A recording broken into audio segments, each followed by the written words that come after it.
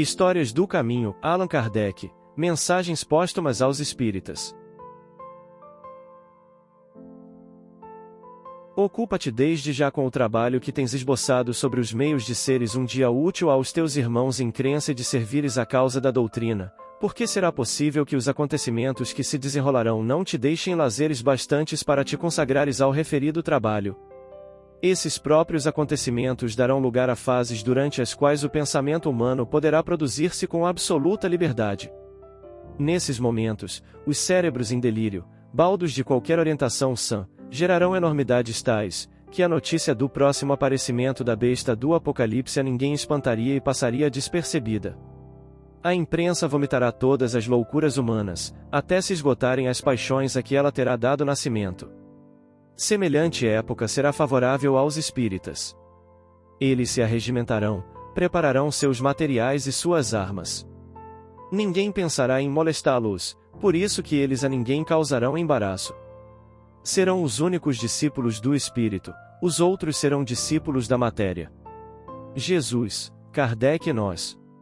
Se Jesus considerasse a si mesmo puro demais, a ponto de não tolerar o contato das fraquezas humanas, se acreditasse que tudo deve correr por conta de Deus, se nos admitisse irremediavelmente perdidos na rebeldia e na delinquência, se condicionasse o desempenho do seu apostolado ao apoio dos homens mais cultos, se aguardasse encosto dinheiroso e valimento político a fim de realizar a sua obra ou se recuasse, diante do sacrifício, de certo não conheceríamos a luz do Evangelho, que nos descerra o caminho à emancipação espiritual.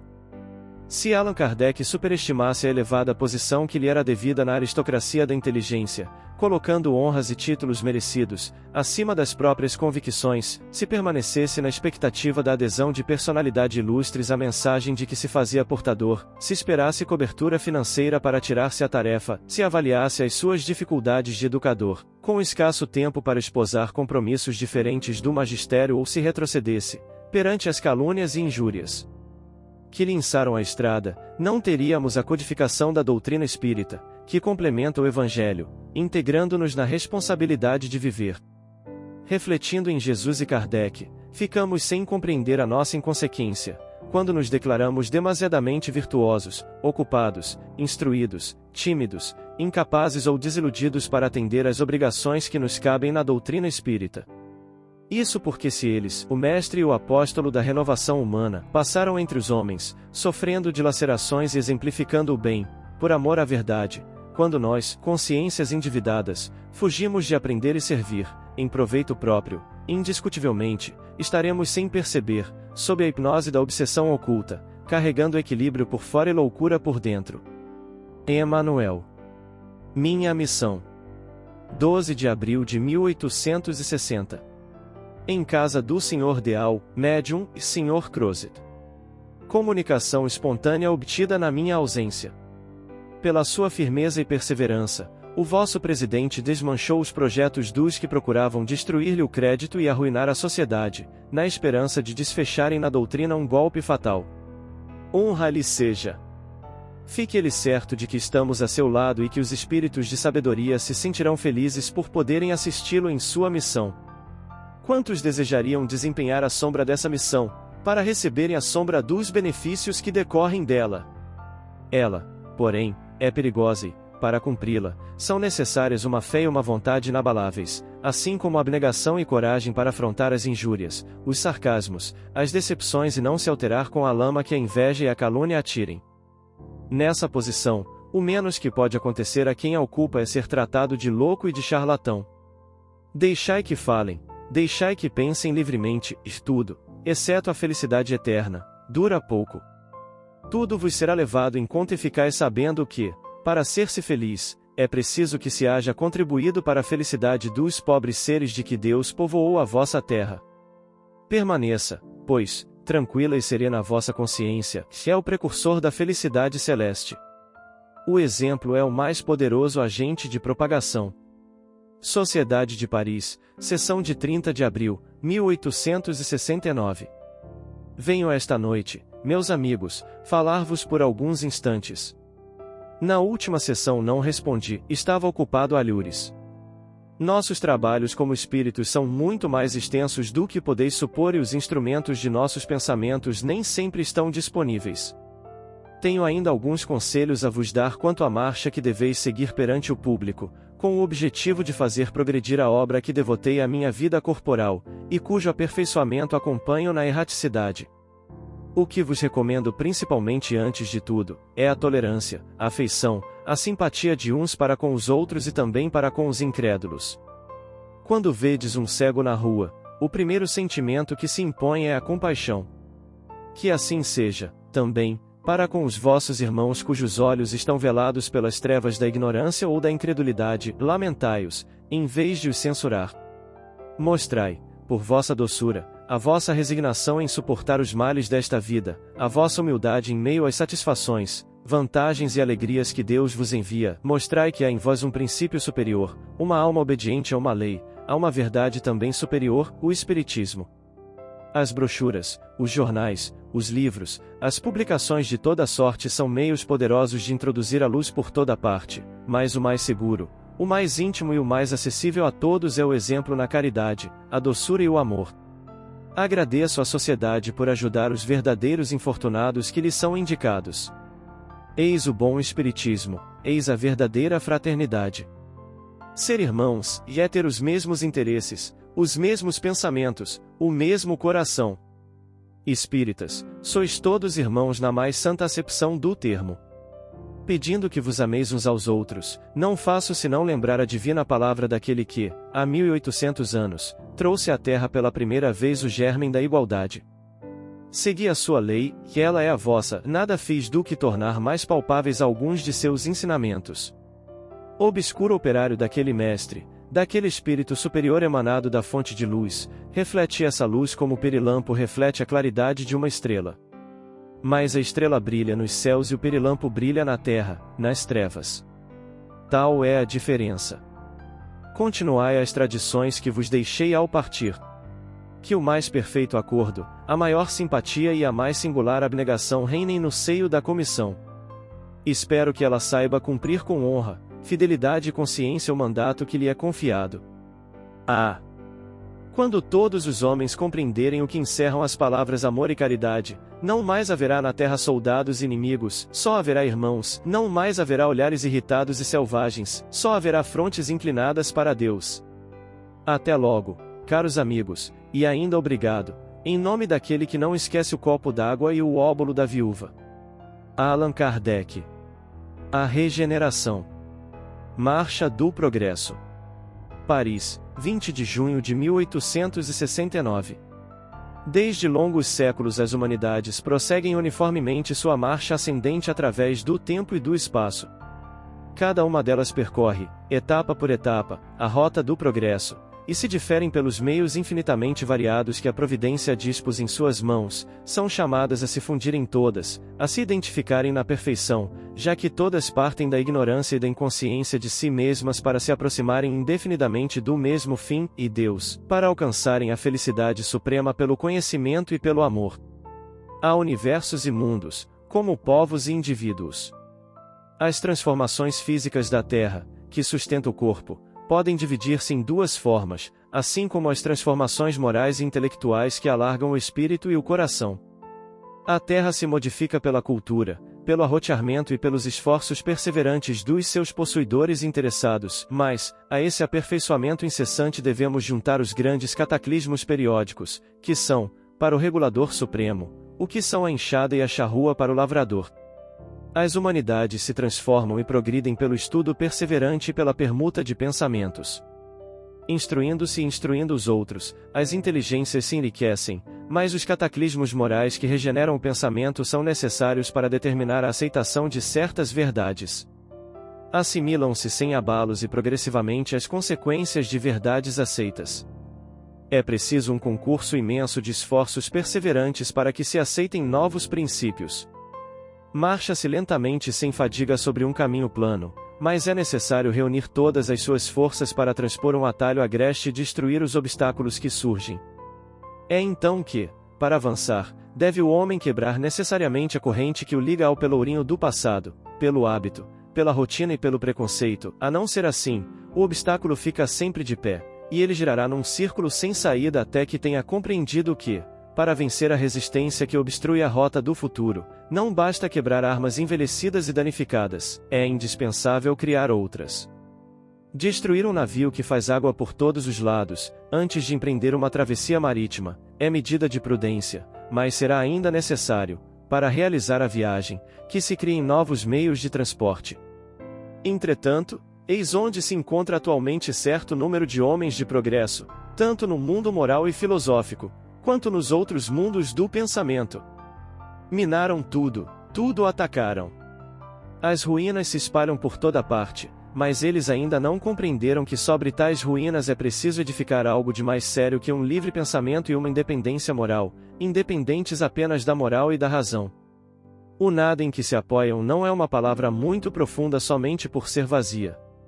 Assim como Deus já não cria os mundos do nada, o homem não pode criar novas crenças sem bases. Estas bases estão no estudo e na observação dos fatos. A verdade eterna, como a lei que a consagra, não espera para existir a aceitação dos homens, ela é e governa o universo, a despeito dos que fecham os olhos para não a ver.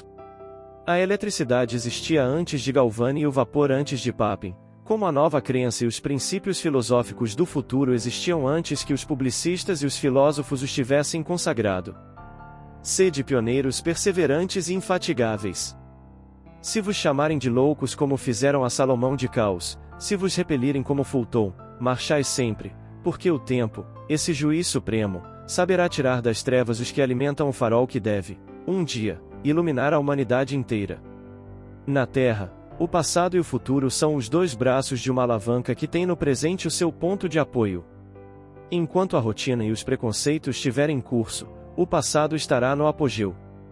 Quando a luz se faz, a báscula balança, e o passado, que já escurecia, desaparece para dar lugar ao futuro que irradia. Allan Kardec. O Espiritismo e o Espiritualismo. Estou mais feliz do que podeis imaginar, meus bons amigos, por vos encontrar reunidos. Estou entre vós, numa atmosfera simpática e benevolente, que satisfaz ao mesmo tempo ao meu espírito e ao meu coração. Há muito tempo que eu desejava ardentemente o estabelecimento de relações regulares entre a escola francesa e a escola americana. Para nos entendermos, meu Deus, bastaria simplesmente nos vermos e trocar opiniões. Sempre considerei o vosso salão, cara senhorita, como uma ponte lançada entre a Europa e a América, entre a França e a Inglaterra, e que contribui poderosamente para suprimir as divergências que nos separam, e estabelecer, numa palavra, uma corrente de ideias comuns, da qual surgiriam, no futuro, a fusão e a unidade. Caro Sr. Peebles, permiti-me cumprimentar-vos pelo vosso vivo desejo de entrar em relação conosco. Não devemos lembrar se somos espíritas ou espiritualistas. Seremos uns pelos outros, homens espíritos que buscam conscienciosamente a verdade e que a acolherão com reconhecimento, quer resulte dos estudos franceses ou dos estudos americanos. No espaço os espíritos conservam suas simpatias e seus hábitos terrestres. Os espíritos dos americanos mortos são ainda americanos, como os desencarnados que viveram na França são ainda franceses no espaço. Daí a diferença dos ensinamentos em certos centros. Cada grupo de espíritos, por sua própria natureza, por seu espírito nacional, apropria suas instruções ao caráter, ao gênio especial daqueles a quem falam.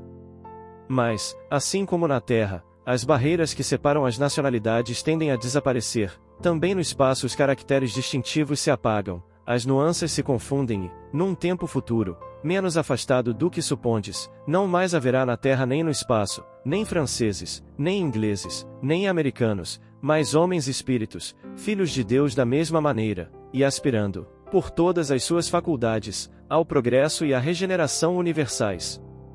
Senhores, eu saúdo nesta noite, nesta reunião, a aurora de uma próxima fusão das diversas escolas espíritas, e me felicito de encontrar o Sr. Peebles no número dos homens sem prevenção, cujo concurso e boa vontade assegurarão a vitalidade dos nossos ensinamentos no futuro e sua universal vulgarização. Traduzi as minhas obras. Só se conhecem na América os argumentos contra a reencarnação. Quando as demonstrações em favor desse princípio ali se tornarem populares, o espiritismo e o espiritualismo não tardarão a se confundir, tornando-se, por sua fusão, a filosofia natural adotada por todos. Allan Kardec. Os Aniversários. Paris, 21 de setembro de 1869. Há entre todos os homens do mundo moderno um costume digno de elogios, sem a menor dúvida, que, pela força das coisas, logo se verá transformado em norma. Quero falar dos aniversários e dos centenários. Uma data célebre na história da humanidade, seja por uma conquista gloriosa do espírito humano, seja pelo nascimento ou a morte de benfeitores ilustres, cujo nome está inscrito em caracteres indeléveis no grande livro da imortalidade, uma data célebre, como disse, vem cada ano lembrar a todos que somente aqueles que trabalharam para melhorar a sorte de seus irmãos têm direito a todo respeito, a toda veneração.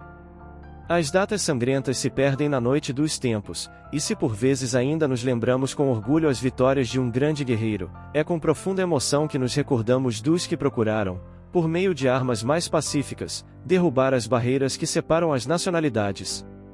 Isto é bom, é digno, mas é suficiente? A humanidade santifica seus grandes homens, falam com justiça, e suas sentenças, ouvidas pelo tribunal divino, são inapeláveis, porque foi a consciência universal que as pronunciou. Povo, e a admiração, o respeito, a simpatia comovem o teu coração, animam o teu espírito, excitam a tua coragem, mas é necessário ainda mais. É necessário que a emoção que experimentas encontre eco em todos os grandes espíritos que assistem, invisíveis e enternecidos, à evocação de suas generosas ações. É preciso que estes últimos reconheçam discípulos e êmulos entre os que fazem reviver o seu passado. Lembrai-vos. A memória do coração é o selo dos espíritos progressistas, chamados ao batismo da regeneração, mas provai que compreendeis o devotamento de vossos heróis prediletos, agindo como eles, num teatro menos vasto, talvez, mais dignificante, para adquirir ou fazer que adquiram, aqueles que vos cercam, os princípios de liberdade, de solidariedade e de tolerância, que constituem a única legislação dos universos. Após 500 anos, João os vive na memória de todos, ele que não derramou senão o seu próprio sangue para a defesa das liberdades que havia proclamado. Mas, alguém se lembra do príncipe que, na mesma época, ao preço de enormes sacrifícios de homens e dinheiro, tentou apoderar-se das terras de seus vizinhos? Lembra-se dos salteadores armados que exigiam contribuição dos viajantes imprudentes? E, contudo, a celebridade está associada ao guerreiro, ao bandido e ao filósofo, mas o guerreiro e o assassino estão mortos para a posteridade. Sua lembrança jaz encerrada entre duas folhas amareladas das histórias medievais, o pensador, o filósofo, o que primeiro despertou a ideia do direito e do dever, que substituiu a escravidão e o jugo pela esperança da liberdade, está vivo em todos os corações. Ele não procurou o seu bem-estar e a sua glória, procurou a felicidade e a glória da humanidade futura. A glória dos conquistadores se extingue com a fumaça do sangue que eles derramaram, com o esquecimento das lágrimas que fizeram correr, a dos regeneradores aumenta sem cessar, porque o espírito humano, engrandecendo-se, recolhe as folhas esparsas em que estão inscritos os atos gloriosos desses homens de bem. Sede como eles, meus amigos, procurai menos o brilho que o útil, não sejais do número dos que combatem pela liberdade com o desejo de serem vistos, sede dos que lutam obscuramente, mas incessantemente, para o triunfo de todas as verdades, e sereis também daqueles cuja memória jamais se apagará. Allan Kardec. Os Desertores. Obras póstumas. Se é certo que todas as grandes ideias contam apóstolos fervorosos e dedicados, não menos certo é que mesmo as melhores dentre elas têm seus desertores. O Espiritismo não podia escapar aos efeitos da fraqueza humana. Ele também teve os seus e a esse respeito não serão inúteis algumas observações. Nos primeiros tempos, muitos se equivocaram sobre a natureza e os fins do Espiritismo e não lhe perceberam o alcance. Antes de tudo mais, excitou a curiosidade, muitos eram os que não viam nas manifestações espíritas mais do que simples objeto de diversão, divertiram-se com os espíritos, enquanto estes quiseram diverti-los. Constituíam um passatempo, muitas vezes um acessório dos saraus. Esta maneira, porque a princípio a coisa se apresentou, foi uma tática hábil dos espíritos. Sob a forma de divertimento, a ideia penetrou por toda parte e semeou germens, sem espavorir as consciências timoratas. Brincaram com a criança, mas a criança tinha de crescer. Quando os espíritos facetos sucederam os espíritos sérios, moralizadores, quando o espiritismo se tornou ciência, filosofia, as pessoas superficiais deixaram de achá-lo divertido. Para os que se preocupam sobretudo com a vida material, era um censor importuno e embaraçoso, pelo que não poucos o puseram de lado. Não há que deplorar a existência desses desertores, porquanto as criaturas frívolas não passam de pobres auxiliares, seja no que for. Todavia, essa primeira fase não se pode considerar tempo perdido. Graças àquele disfarce, a ideia se popularizou 100 vezes mais do que se houvera, desde o primeiro momento, revestido severa forma, e daqueles meios levianos e displicentes saíram graves pensadores.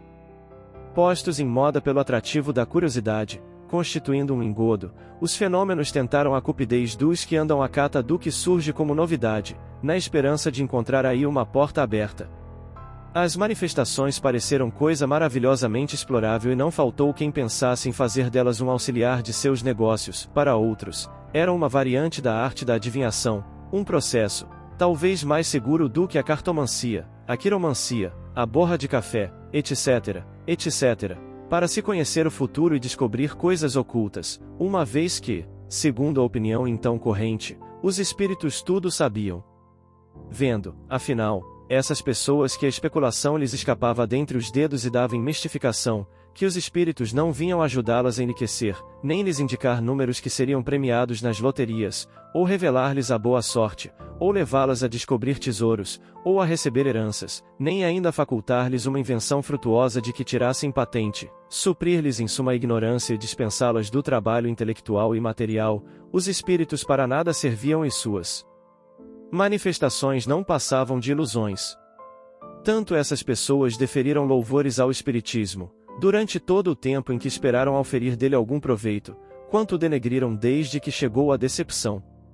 Mais de um dos críticos que o vituperam tê-lo-iam elevado às nuvens, se ele houvesse feito que descobrissem um tio rico na América, ou que ganhassem na bolsa. Das categorias dos desertores, é essa mais numerosa, mas compreende-se que os que a formam não podem ser qualificados de espíritas. Também essa frase apresentou sua utilidade. Mostrando que não se devia esperar do concurso dos espíritos, ela deu a conhecer o objetivo sério do espiritismo e depurou a doutrina. Sabem os espíritos que as lições da experiência são as mais proveitosas, se, logo de começo, eles dissessem, não pensais isto ou aquilo, porque nada conseguireis, ninguém mais lhes daria crédito.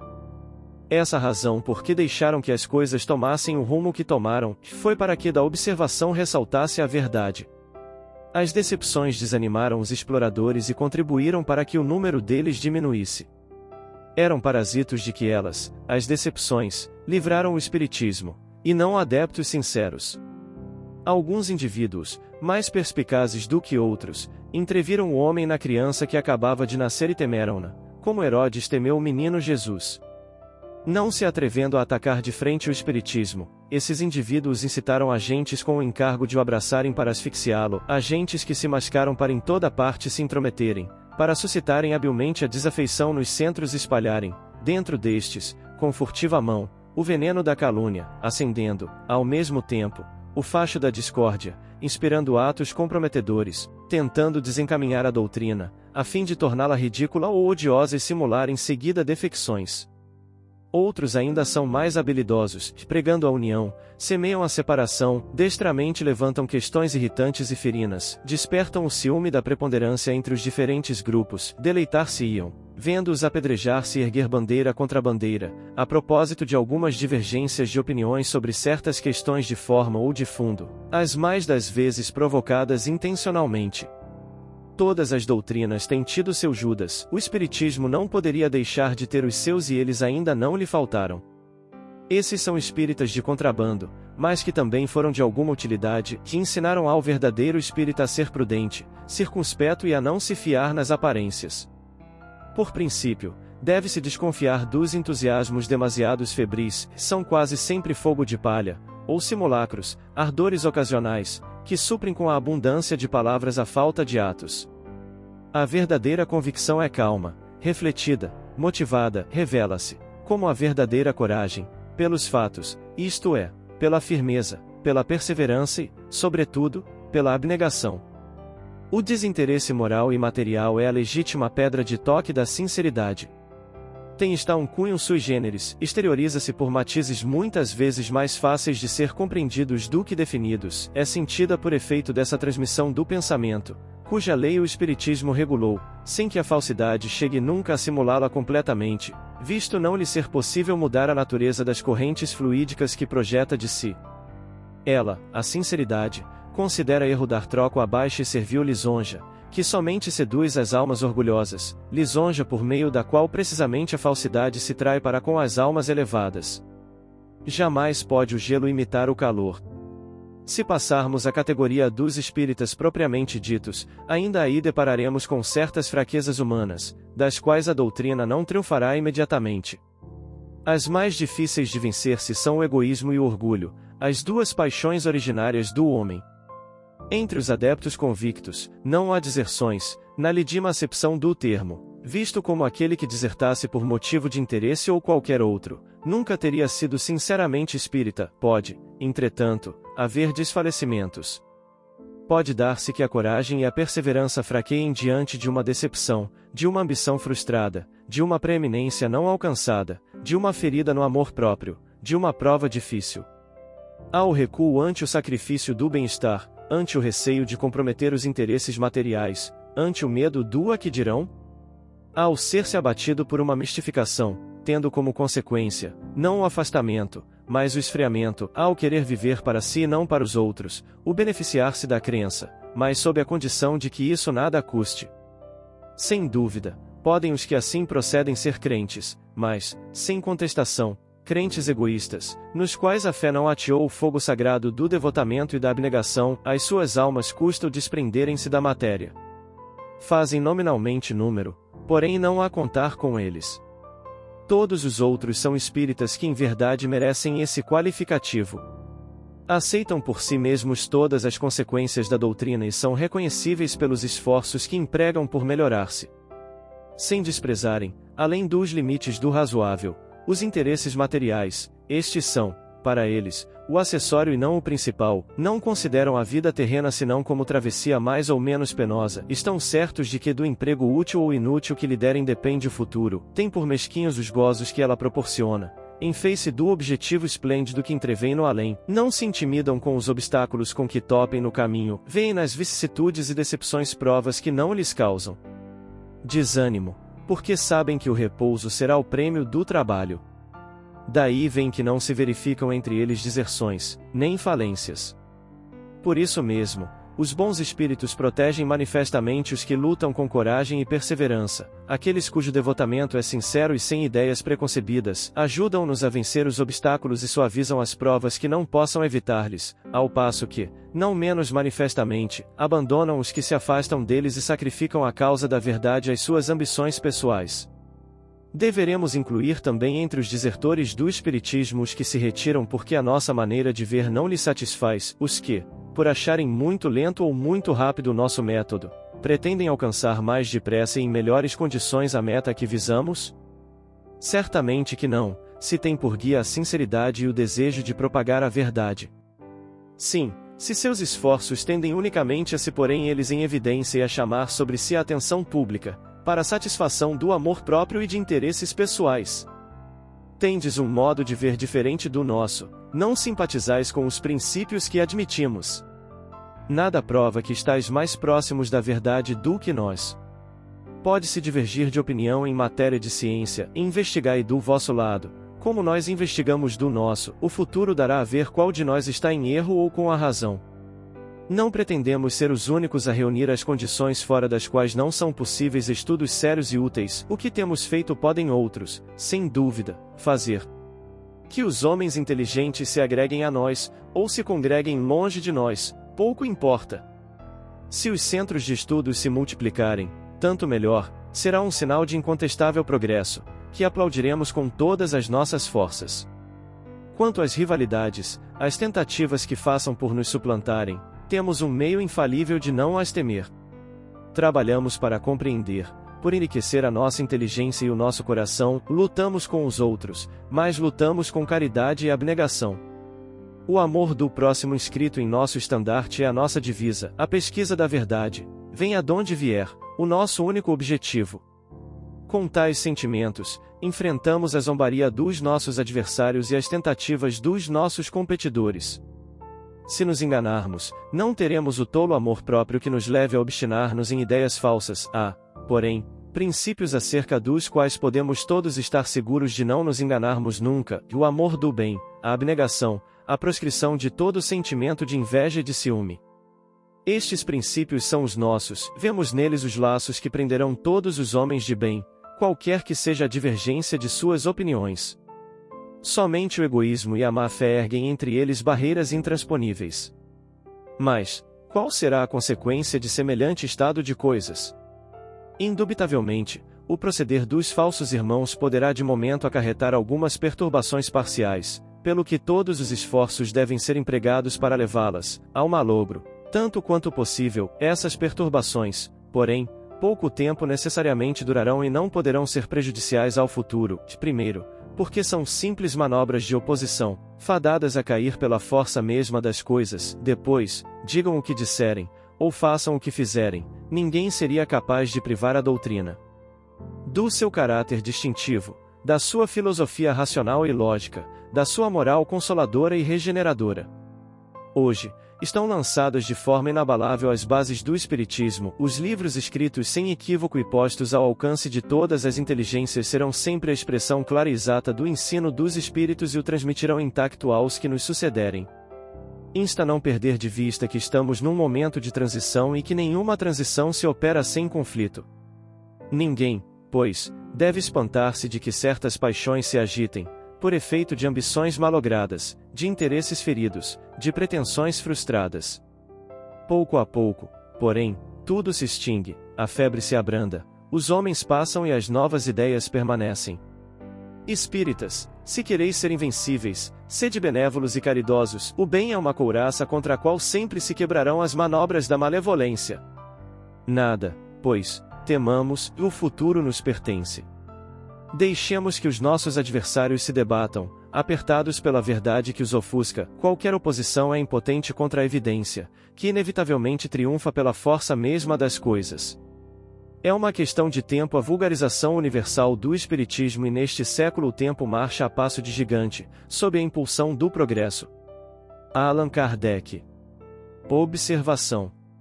Como complemento deste artigo, publicamos uma instrução que sobre o mesmo assunto Allan Kardec deu, logo que voltou ao mundo dos espíritos. Parece-nos interessante, para os nossos leitores, juntar às páginas eloquentes e viris que se acabam de ler a opinião atual do organizador por excelência da nossa filosofia. Os Desertores. Paris, novembro de 1869. Quando eu me achava corporalmente entre vós, disse muitas vezes que havia de fazer aí uma história do Espiritismo, que não seria destituída de interesse. É este, ainda agora, o meu parecer, e os elementos que eu reunirá para esse fim poderão servir um dia à realização da minha ideia. É que eu, com efeito, me encontrava mais bem colocado do que qualquer outro para apreciar o curioso espetáculo que a descoberta e a vulgarização de uma grande verdade provocara. Pressenti outrora, hoje sei, que ordem maravilhosa e que harmonia inconcebível presidem a concentração de todos os documentos destinados a dar nascimento à nova obra. A benevolência, a boa vontade, o devotamento absoluto de uns, a má-fé, a hipocrisia, as maldosas manobras de outros, tudo concorre para garantir a estabilidade do edifício que se eleva. Nas mãos das potestades superiores, que presidem a todos os progressos, as resistências inconscientes ou simuladas, os ataques visando semear o descrédito e o ridículo, se tornam elementos de elaboração. Que não tem feito. Que é o que não tem posto em ação para asfixiar no berço a criança. A princípio o charlatanismo e a superstição quiseram, ora um, ora outra, apoderar-se dos nossos princípios, a fim de os explorarem em proveito próprio. Todos os raios da imprensa se projetaram contra nós, chasquearam das coisas mais respeitáveis, atribuíram aos espíritos do mal os ensinos dos espíritos mais dignos da admiração e da veneração universais. Entretanto, todos esses esforços conjugados mais não conseguiram, se não proclamar a impotência dos nossos adversários. É dentro dessa luta incessante contra os preconceitos firmados, contra erros acreditados, que se aprende a conhecer os homens. Eu sabia, ao consagrar-me à obra de minha predileção, que me expunha ao ódio, à inveja e ao ciúme dos outros. O caminho se achava ençado de dificuldades que de contínuo se renovavam. Nada podendo contra a doutrina, atiravam-se ao homem, mas, por esse lado, eu me sentia forte, porque renunciara à minha personalidade. Que me importavam os esforços da calúnia, a minha consciência e a grandeza do objetivo me faziam esquecer de boa vontade as urzes e os espinhos da estrada. Os testemunhos de simpatia e de estima, que recebi dos que me souberam apreciar, constituíram a mais estimável recompensa que eu jamais ambicionara. Mas, quantas vezes teria sucumbido ao peso da minha tarefa, se a afeição e o reconhecimento de muitos não me houvessem feito olvidar a ingratidão e a injustiça de alguns, porquanto, se os ataques contra mim dirigidos sempre me encontraram insensível, penosamente magoado me sentia, devo dizê-lo, todas as vezes que descobria falsos amigos entre aqueles com quem mais contava. Se é justo censurar os que hão tentado explorar o espiritismo ou desnaturá-lo em seus escritos, sem o terem previamente estudado, quão mais culpados não são os que, depois de lhe haverem assimilado todos os princípios, não contentes de se lhe apartarem do seio, contra ele voltaram todos os seus esforços.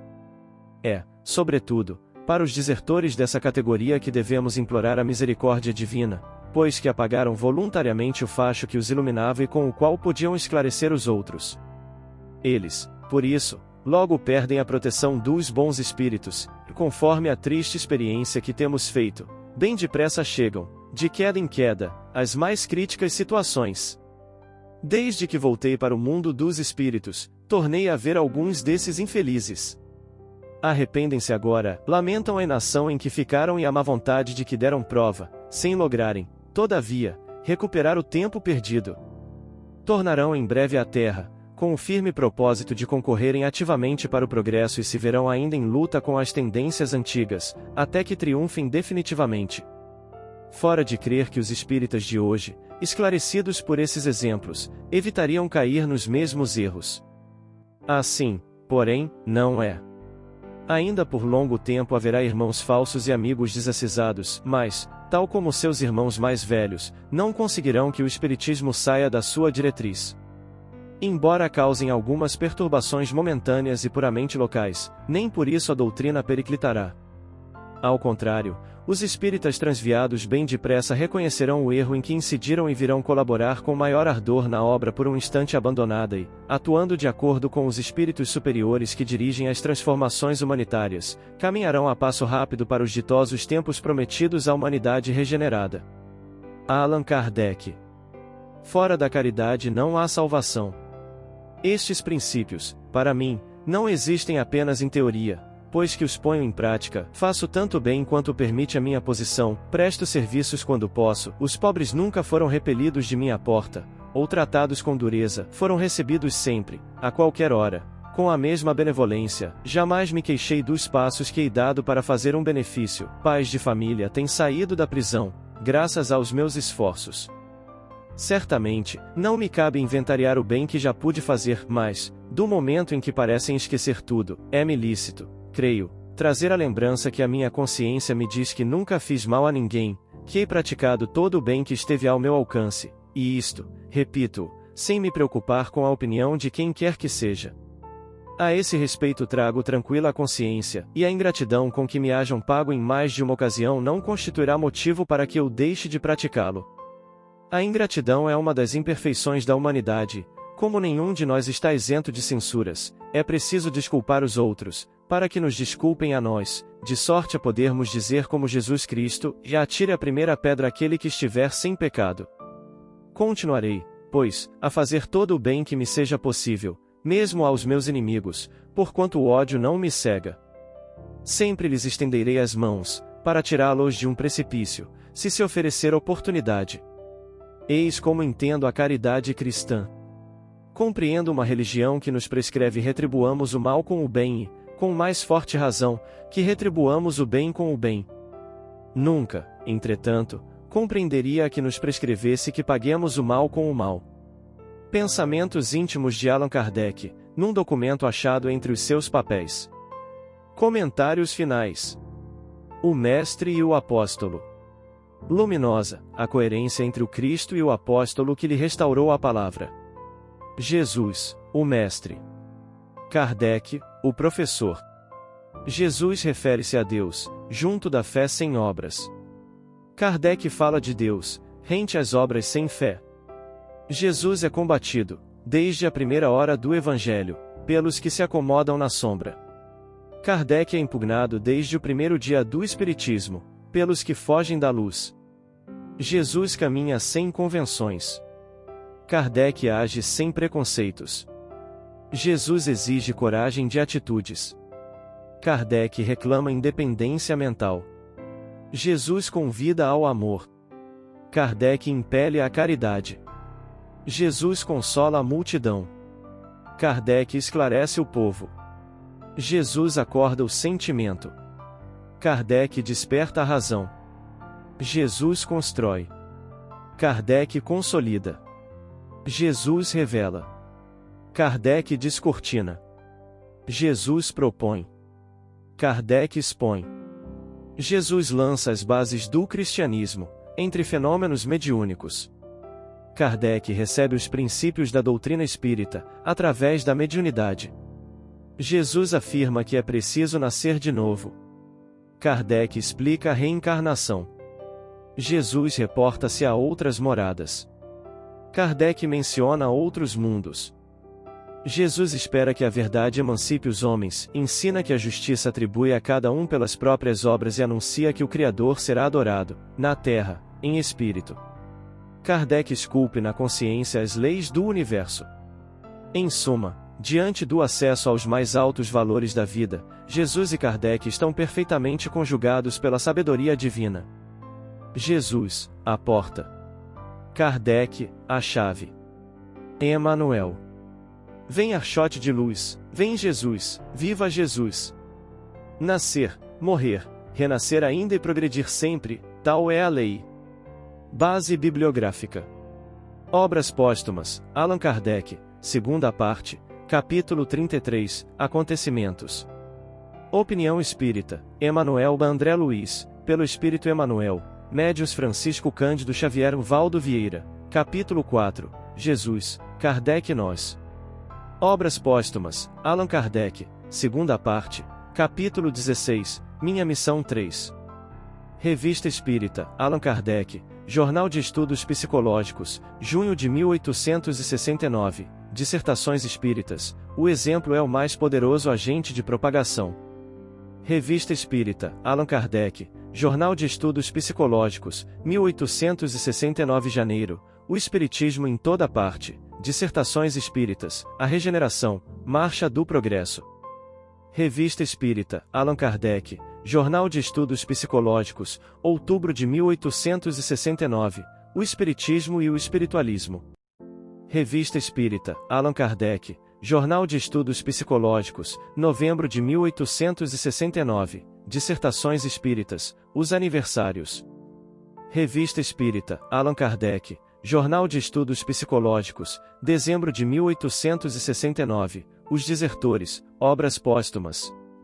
Obras Póstumas, Allan Kardec, segunda parte, capítulo 35, Fora da caridade não há salvação.